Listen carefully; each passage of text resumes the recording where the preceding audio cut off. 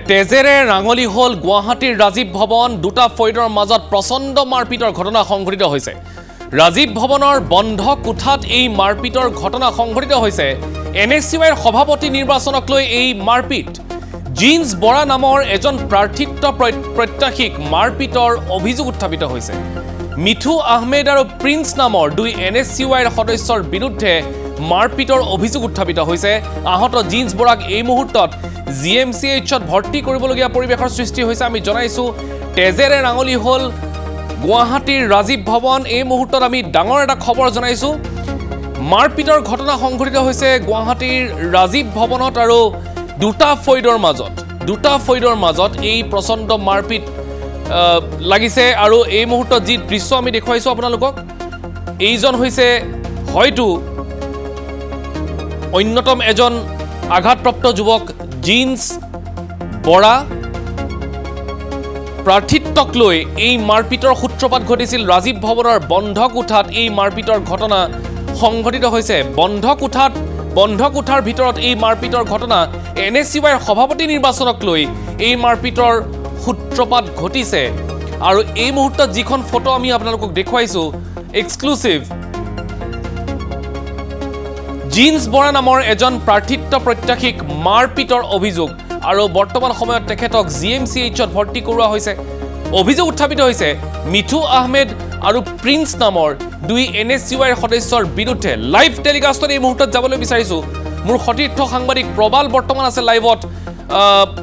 প্ৰবাল, আপোনাৰ ওচৰলৈ আহিছো। প্ৰকৃত ঘটনা কি প্ৰবাল? মানস নিশ্চয়কৈ চাওক, আচলতে পুনৰ ৰাজীৱ ভৱন তেজেৰে ৰাঙলী হৈ পৰিছে। এটা বন্ধ কোঠৰীত এগৰাকী যুৱকক, যিগৰাকী NSUৰ তেওঁ প্ৰাৰ্থী আছিলে, সভাপতিৰ প্ৰাৰ্থী আছিল, সেই প্ৰাৰ্থীগৰাকীক তেওঁক মূৰত প্ৰহাৰ কৰা হৈছে। দুগৰাকী যুৱক, এগৰাকী প্ৰিন্স, আন এগৰাকী হৈছে মিঠু আহমেদ। এগৰাকী ঘৰ নলবাৰীত, আনগৰাকী ঘৰ হৈছে পাঞ্জাবাৰীত। আৰু এই দুই যুৱকৰ প্ৰহাৰত গুৰুতৰভাৱে আঘাতপ্ৰাপ্ত হৈছে জিন্স বৰা নামৰ সেই সভাপতি যিগৰাকী প্ৰাৰ্থিত্ব প্ৰত্যাশী আছিল, সেই যুৱকগৰাকী গুৰুতৰভাৱে আঘাতপ্ৰাপ্ত হৈছে। তেওঁক আচলতে গধুৰ অস্ত্ৰেৰে প্ৰহাৰ কৰাৰ কথা তেওঁ উল্লেখ কৰিছে। আৰু যাৰ ফলত তেওঁ মূৰ ফাটি গৈছে। আৰু বৰ্তমান GMCHৰ যি জৰুৰীকালীন বিভাগ আছে, সেই জৰুৰীকালীন বিভাগত তেওঁক ভৰ্তি কৰোৱা হৈছে। তেওঁ ভিতৰ ভাগত, অৰ্থাৎ জিন্স বৰা নামৰ ভুক্তভোগী যুৱকগৰাকী বৰ্তমানে ভিতৰ ভাগত আছে। চিকিৎসকে তেওঁক চিকিৎসা কৰি আছে। আৰু এই মুহূৰ্তৰ ডাঙৰ খবৰটো হৈছে যে ৰাজীৱ ভৱনত আচলতে মাৰপিটৰ প্ৰচণ্ড মাৰপিটৰ কোন আছিলে সেই সময়ত তাতে? প্ৰিন্স আহমেদ আৰু ক্ষমা কৰিব মিঠু আহমেদ, প্ৰিন্স বৰ্তমান কোন আছে অভিযুক্ত? চাওক, এই মুহূৰ্তলৈকে আমি যি দুগৰাকী অভিযুক্তৰ নাম উল্লেখ কৰিছে, সেই দুগৰাকী যুৱকক আমি এতিয়ালৈকে দেখা নাই। ইয়াত অহাৰ পূৰ্বে মই ৰাজীৱ ভৱনত গৈছিলোঁ। ৰাজীৱ ভৱনতো গোটেই কথাখিনি সোধ-পোছ কৰিছিলোঁ, কিন্তু তেওঁলোকে কোনো যুৱকেই মুখ খোলা নাই। আমি যিগৰাকী জিন্স বৰা, সেই জিন্স বৰাৰ সৈতে আমি কথা বতৰা পাতিলোঁ। আৰু জিন্স বৰাই কৈছে যে তেওঁলোকৰ আচলতে কিছুদিন পিছতে NSUৰ যি ইলেকশ্যন আছে বা NSUৰ নিৰ্বাচন আছে, সেই নিৰ্বাচনক লৈ আচলতে গোটেই মাৰপিটৰ ঘটনাটো সংঘটিত হৈছে। সেইগৰাকী জিন্স বৰা আছিলে যুৱ কংগ্ৰেছৰ সভাপতিৰ প্ৰাৰ্থিত্ব প্ৰত্যাশী এগৰাকী যুৱক আছিল। আৰু তেওঁ সভাপতিৰ প্ৰত্যাশী আছিলে, যাৰ ফলত তেওঁ মেম্বাৰশ্বিপ আজি দিনৰ ভাগত বা বৰ্তমানে সেই NSUৰ যিসকল সদস্য আছে, সেই সদস্যসকলৰ মাজত এখন বৈঠক অনুষ্ঠিত হৈছে ৰাজীৱ ভৱনত। আৰু তাত বহু যুৱক যুৱতী এতিয়াও আছে। কিন্তু সেই যুৱকগৰাকী, অৰ্থাৎ জিন্স বৰা নামৰ যুৱকগৰাকীয়ে কোনে কিমান মেম্বাৰশ্বিপ ল'ব পাৰে, মেম্বাৰশ্বিপ লোৱাক লৈ আচলতে এই গোটেইখন সংঘৰ্ষ হৈছে। এই জিন্স বৰাৰ আচলতে মেম্বাৰশ্বিপ যথেষ্ট বেছি, 10,000কৈ মেম্বাৰশ্বিপ ল'ব লাগে। জিন্স বৰাই 10,000তকৈ অধিক মেম্বাৰশ্বিপ তেওঁ আচলতে দিলে, যাৰ ফলত আচলতে জিন্স বৰাক এই দুগৰাকী যুৱক মিঠু আহমেদ আৰু প্ৰিন্স বৰাই গুৰুতৰভাৱে আঘাতপ্ৰাপ্ত কৰিছে। এটা বন্ধ কোঠাত তেওঁক ৰাখি লৈছে। বন্ধ কোঠাত তেওঁক দৰ্জা মাৰি তেওঁক আচলতে সোমাই লৈছে। তাৰপিছত এই বন্ধ কোঠাৰীটোত বহু সময় ধৰি তেওঁৰ ওপৰত আক্ৰমণ চলিলে। আৰু বহু সময়ত গুণ্ডাগিৰি কোনো নতুন কথা নহয়। একেবাৰে প্ৰাৰম্ভিক পৰ্যায়ৰ পৰা একেবাৰে জ্যেষ্ঠজনলৈ মাৰপিট, এই ধৰণৰ ঘটনা নতুন কথা নহয়। ৰাজীৱ ভৱনত মাৰপিটৰ ঘটনা নতুন কথা নহয়। কিন্তু আটাইতকৈ ডাঙৰ কথাটো হৈছে যি দুজন অভিযুক্ত, সেই দুজন বৰ্তমান ক'ত? প্ৰবাল, কংগ্ৰেছে একো নকয়, ৰাজীৱ ভৱনে একো নকয়। তেওঁলোকৰ খন্তেক সময়ৰ পিছতে আমি খন্তেক সময়ৰ পূৰ্বে আমি দীপ বায়নক ইয়াত দেখিছিলোঁ কিন্তু দীপ বায়নে কেমেৰা দেখি এই স্থানৰ পৰা আঁতৰি গ'ল তেওঁ কোনো মন্তব্য আগবঢ়োৱা নাই তেওঁ কোনো মন্তব্য আগবঢ়োৱা নাই তেওঁ কেৱল কৈছে যে এটা সাধাৰণ কথা ইয়াক লৈ কোনো নিউজ কৰিব নালাগে তেওঁ এনেধৰণে কৈছে কিন্তু NSUI যি গুণ্ডাগিৰি সেই গুণ্ডাগিৰি যুৱকৰ মূৰ ফাটি গৈছে সাধাৰণ কথা এইটো নিশ্চয়কৈ কোনো সাধাৰণ কথা নহয় NSUI গুণ্ডাগিৰি সময়ে সময়ে দেখিবলৈ পোৱা যায় ৰাজপথত গুণ্ডাগিৰি আমি দেখিবলৈ পাইছোঁ সাংবাদিকক বিভিন্ন সময়ত তেওঁলোকে প্ৰহাৰ কৰি আহিছিল সেই NSUI আক্ৰমণত এবাৰ তেওঁলোকৰে এগৰাকী সতীৰ্থক আক্ৰমণ কৰিছে আৰু সেই সতীৰ্থগৰাকী মূৰ ফাটি গৈছে আৰু বৰ্তমানে GMCHৰ জৰুৰীকালীন বিভাগত তেওঁক ভৰ্তি কৰোৱা হৈছে তেওঁক ইতিমধ্যেই যিহেতু তেওঁ মূৰ ফালি গৈছে তেওঁক কেইবাগৰাকী চিকিৎসকৰ তত্বাৱধানত তেওঁক আচলতে তেওঁক চিকিৎসা কৰি থকা হৈছে তাৰ সমান্তৰালভাৱে যিগৰাকী প্ৰিন্স আহমেদ আৰু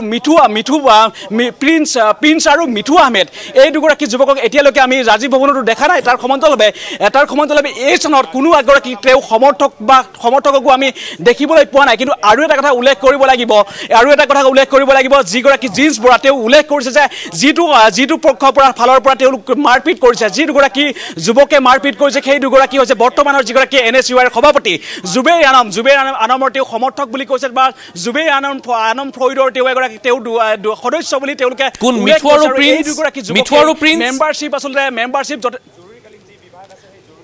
নিশ্চয়কৈ মিঠু আৰু প্ৰিন্স হৈছে জুবেৰ আনমৰ আচলতে কোনো সতীৰ্থ বুলি তেওঁ উল্লেখ কৰিছে জুবেৰ আনমৰ দুই সতীৰ্থই আচলতে এনেদৰে প্ৰহাৰ কৰিছে আৰু এইগৰাকী জিন্স বৰা তেওঁ আচলতে যথেষ্ট তেওঁ মেম্বাৰশ্বিপ দিয়াৰটোৱে তেওঁ দুখ হ'ল তেওঁ হয়তো সভাপতি হ'ব বুলি ভাবিছিল যে নেক্সট সভাপতি তেওঁৱে হ'ব NSUI এতিয়া এই আঘাতপ্ৰাপ্ত জিন্স বৰাৰ লগত কোনোবা আছেনে চিকিৎসালয়ত নে তেওঁ অকলে আহিবলগীয়া হৈছে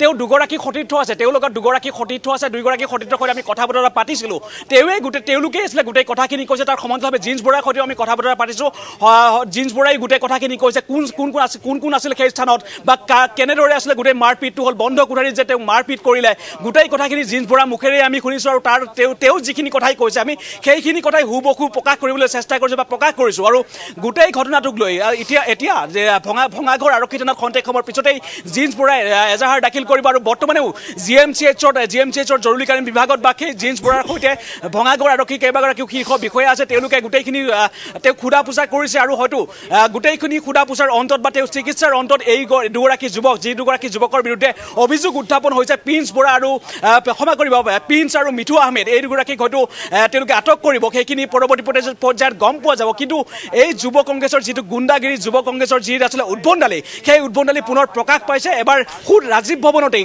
মানে আৰক্ষীৰ কাষ চাপিছে আক্ৰমণত সেই সতীৰ্থগৰাকী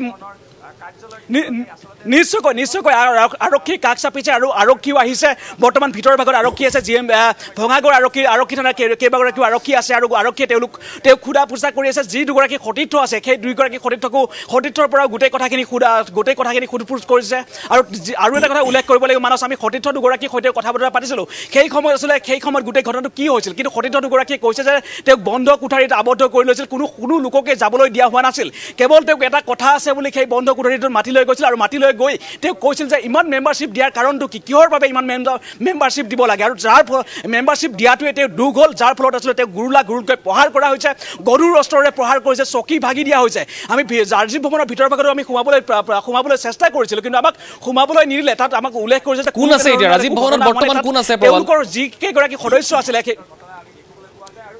আমি 10 গৰাকীতকৈ অধিক যুৱক যুৱতী সেই ক্ষমা কৰিব যুৱকক দেখিছিলোঁ আমি তেওঁলোকৰ সৈতে কথা বতৰা পাতিছিলোঁ যে কি হৈছে প্ৰকৃতাৰ্থত সেই গোটেই ঘটনাটো কি হৈছে সেই কথাখিনি আমি জানিবলৈ চেষ্টা কৰিছিলোঁ তেওঁলোকে একো গমেই নাপায় তেওঁলোকে কৈছে যে কি হৈছে আমি একো গমেই নাপাওঁ তেওঁলোকে আমাক উল্টাই সুধিছে যে কিহৰ কাৰণে আপোনালোকে আহিলে ইয়াত কি হৈছে তেওঁলোকে আমাক উল্টাকৈ সুধিলে আমি যেতিয়া পৰৱৰ্তী পৰ্যায়ত গম পালোঁ এই জিন্স বৰা নামৰ যুৱকগৰাকী GMCHৰ জৰুৰীকালীন বিভাগত আছে আমি ইয়ালৈকে আহিলোঁ আৰু জিন্স বৰাৰ সৈতে গোটেইখিনি কথা বতৰা পাতিলোঁ তাৰপিছতে আমি গোটেইখিনি কথা আমি তেওঁ যেনেদৰে প্ৰকাশ কৰিছে আমি সেইদৰে আচলতে গোটেই কথাখিনি হুবহু প্ৰকাশ কৰিছোঁ মানস প্ৰবল আপুনি খবৰ ৰাখক কাৰণ এই ঘটনা হয়তো আৰু অধিক ডাঙৰ হ'বগৈ কাৰণ যিহেতু কাৰোবাৰ তেজ বৈছে ৰাজীৱ ভৱনত যিহেতু ৰক্তৰঞ্জিত হৈছে ৰাজীৱ ভৱন গতিকে স্বাভাৱিকতে ই এটা ডাঙৰ খবৰ ডাঙৰ ঘটনা আমি পৰৱৰ্তী সময়ছোৱাত প্ৰবল আপোনাৰ ওচৰলৈ পুনৰ যাম আপুনি খবৰ ৰাখক চাৰিওফালে কি হৈ আছে আৰক্ষীয়ে এই সন্দৰ্ভত কেনেধৰণে হস্তক্ষেপ কৰিছে আমি এইখিনি জানিবলৈ চেষ্টা কৰিম কিন্তু এই মুহূৰ্তত জনাইছোঁ আকৌ এবাৰ গুৱাহাটীৰ ৰাজীৱ ভৱন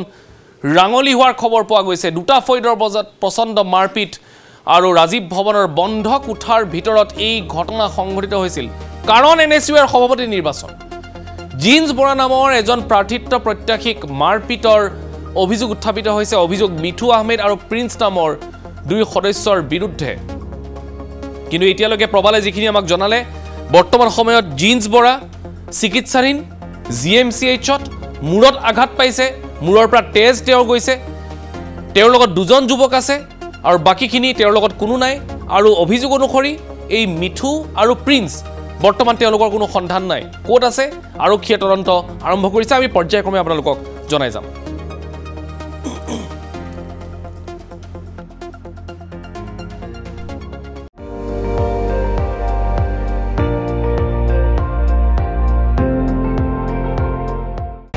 আপুনি চাই আছে ND24 সৰ্বশ্ৰেষ্ঠ নহয় সৰ্বোত্তমৰ দৌৰ